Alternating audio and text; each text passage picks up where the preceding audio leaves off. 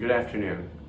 If you've ever been overpaid in the United States Army, go ahead and subscribe and drop a like and watch the rest of this video because we'll be talking about that specifically today. Now, overpayment in the United States Army specifically, because that's the branch we'll be talking about. Overpayment, you would originally think, if you had no experience, you're just brand new and into the Army and everything, you'd be like, hey, cool, I got more money, sweet. I get to spend more money on beer, condoms, and video games and other types of bullshit. Hell yeah. Unfortunately, that's not the case. See, when the Army underpays you or is not giving the correct compensation, generally it takes a while for that to be resolved. And, it's the Army that needs to fix the problem. However, when you get overpaid, it's not good. You will have to pay that money back. Whether you are whether you are regular Army, National Guard, or Army Reserve, and you get overpaid for whatever the reason may be, and by the way, no one knows the reason why you're overpaid, but you're gonna have to pay that money back. Whether they overpay you $200 up to $2,000, you will have to pay that back. If not in lump sum, and you don't set up a payment plan with DFAS or finance, or because you're gonna have to go through DFAS. Finance was no help on this issue, really. But you will have to pay that money back, unfortunately. I want to say after 90 days of receiving a notice that you were overpaid, then that's when they start to garnish it and it reflects on your credit, unfortunately. So, overpayment. As soon as whether you're high ranking, middle, junior enlisted, you're brand new to the Army, and you get overpaid, first of all, study of what the amount that you're supposed to be getting from. You're living in the barracks, or you live off post, and you're getting BAH, you're getting BAS. Know what you're supposed to be entitled to. If you're still confused, have your first line supervisor assist you with that process so you are not lost in the sauce. Anyway, so if you notice that you're overpaid,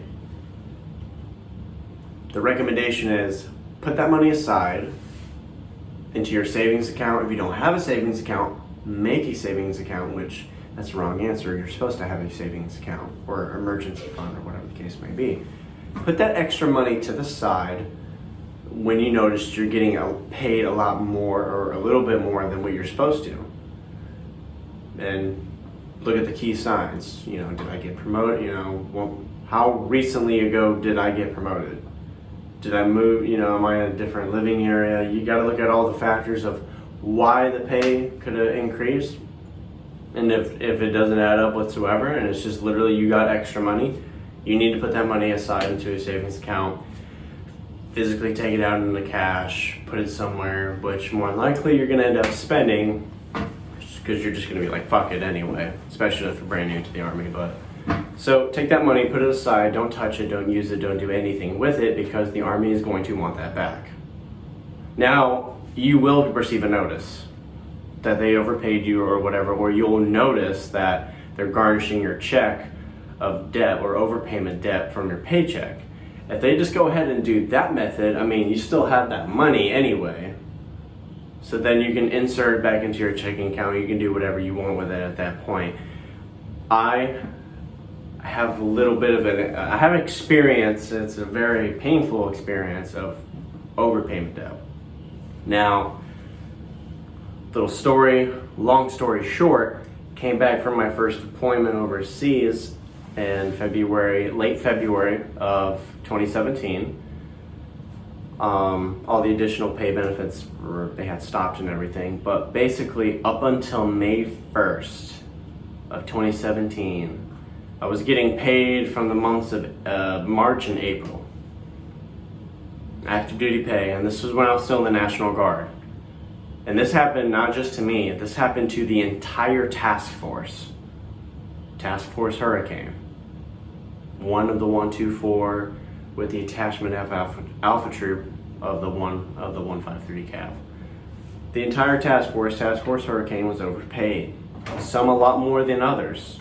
Some had already experience with getting overpaid, and they were smart and they knew what to do from there. There's a lot of us that didn't know until it was already too late.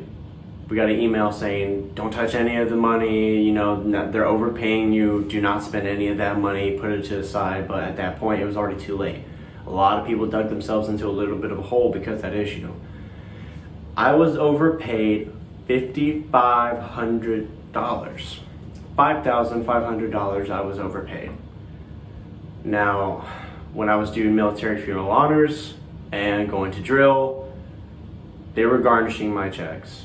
I was going to drill, instead of getting like $400, maybe $350, it was turning into like $80 or $60. Military funeral honors, barely getting anything. It was really sad, honestly. For some reason, they said, you're back stateside, you're technically Title 32, but at the same time, you're not. Someone in finance, someone up there on the keyboard didn't push the final button to take you off Title 10 officially. And that's why Funeral Honors was having problems giving me money, because they're like, it says you're still on Title 10. I'm like, there's no way. The entire task force is supposed to be off Title 10, back onto Title 32, per as being in the National Guard. Well, apparently not. So long story short, a lot of people got overpaid. I probably got hit the worst. My wife, at the job she was working, was barely making any money whatsoever. I was trying to find a job because I was living in a new area, so trying to find a new, different paying job was becoming a bit of a struggle. South Daytona, Port Orange, Daytona Beach, Ormond Beach, there was not a whole lot of really or decent paying jobs.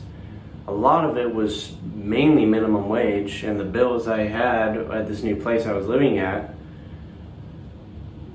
it just wasn't going to cover it. The amount that my wife was making was not going to cover it. I had to use the money, unfortunately. And I wasn't warned about to not use it until probably like halfway through the process of just getting screwed over. So it was around July I made the decision I want to go active, or go from the guard to the active component, put in the conditional release, and the story goes from there. If you didn't watch my previous video explaining that process. But with the overpayment, it still continued to happen until, I want to say February of 2018. That was my last drill with the National Guard. So when that happened, it was around November. No, it was September, and I was asked if I wanted to go to BLC in November. And I said, originally, I said, yes, put me on the list and everything, knock out BLC, prior to me going, I'm just gonna need to borrow some people's gear. Because I had to turn mine in, because conditional release process, you know what I mean? So, I was signed up and everything, and then the overpayment debt I noticed was not going away. It was still being a problem. So then I talked to training NCO, readiness NCO. We even submitted a 4187 to possibly get the payments lowered, and I think that didn't work at all. It didn't. At the time, I didn't know what to do, and neither did he or the other guy. So the next drill, October comes, and I said, I'm gonna need you to take me off of BLC. We're on the manifest to go to BLC at the beginning of November. And they were confused as to why I wanted to do that, why I wanted to halt my career that way. And I said, it's because I'm literally not gonna be financially able to do it. The guard is garnishing, and when we figured it out, they were garnishing around 80% of my pay, which is ridiculous. Drill and military funeral honors. And that's why I stopped doing that program, because the gas money and the distances at some places and the inconsistency, along with not getting nearly enough that I should be getting, it just wasn't worth it anymore at that point.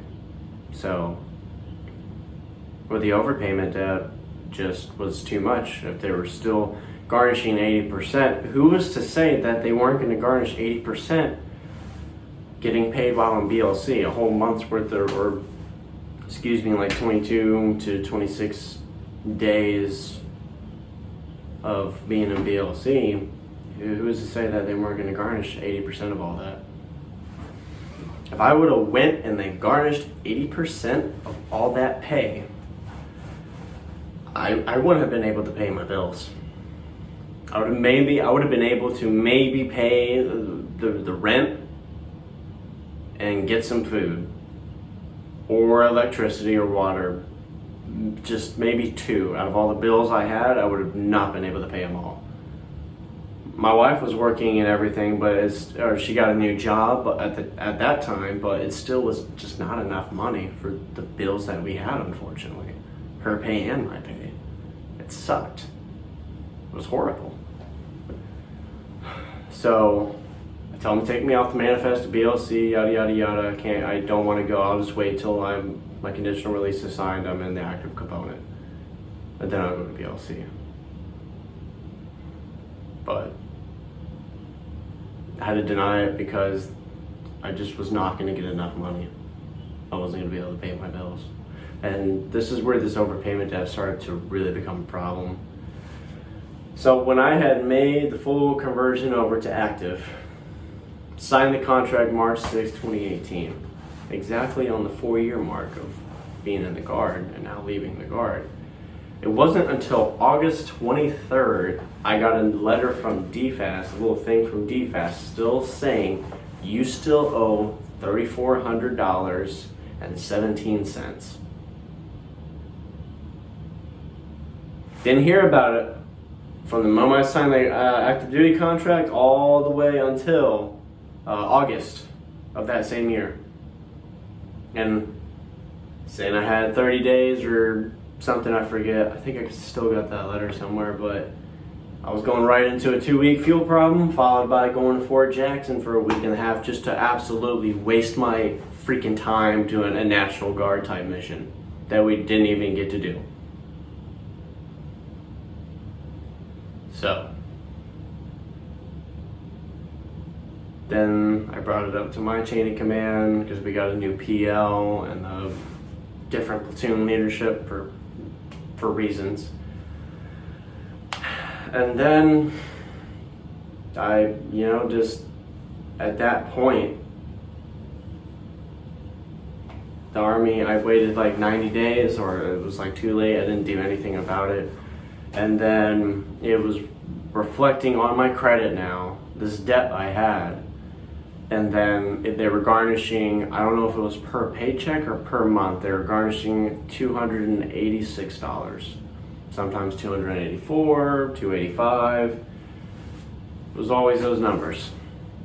And I continued to have that debt on my shoulders all the way up until December of 2019. A couple of months ago, or several months ago now, at the recording of this video. December of last year, 2019, it was finally all paid off. It was done. Off my shoulder, it was such a weight off, it felt amazing. And it sucked. It sucked experiencing overpayment debt. In my case, even though I changed components, the debt still followed me. So, if you are Guard or Reserve and you're thinking about making that transition, that debt will follow you. You won't hear about it for at least a couple to several months, but then you will find out again because you're going to get something in the mail. Or probably something in your military email or your enterprise email. Active duty, more than likely, they're probably just going to garnish it immediately in your next paycheck once they catch that they overpaid you. I'm not too familiar on that process, but a friend of mine who was a crew chief, he had one time gotten overpaid like $400, and they made sure to garnish that. So to take anything away from this video, make sure if you get overpaid, look at, did I get, could it be because of a promotion, a year in service, whatever the case may be. If it's none of those things and they don't apply, or you're not even in that window to consider them, then the Army just straight up overpaid you. Take that extra money you were not supposed to get, put it aside somewhere. The Army will remind you about it, and they will garnish it, and then you can put that and insert it back into your pay like nothing happened. And those of you who are reserve or guard coming off of deployment, watch your pay. Watch your pay. If it's like a month or two prior to you getting back and you're done with the demob and everything and you're supposedly back on Title 32, I just would not touch that money unless you absolutely have to, if you're getting paid that money. Really pay attention. Really pay attention to make sure you're not getting the additional pay benefits, like if you were coming from a combat zone or whatever, including active duty. If you're coming back from a combat zone, hazardous duty pay, imminent danger, hostile fire, all that fucking shit, and you're still getting paid that and you're already stateside, just put that money aside for the moment being, because more than likely they're overpaying you at that point. I'm not an expert, disclaimer, I am not an expert on any of the finances in the Army. This is my personal experience that is making me want to tell you guys, just if you get more money than what you're not supposed to be getting, that's a red flag. And the Army will ask for that money back. No, they won't ask, they will take it back. So anyway, guys, that is the topic I wanted to cover. It's something that a lot of people know and a lot of people don't know within the Army. So pay attention to your pay. Look at the LES. If you're normally supposed to be getting like $18.75 and then for some reason you get $23.40 or whatever the fuck, and you didn't get promoted and it hasn't been an extra year that you've been in or whatever, that's a red flag.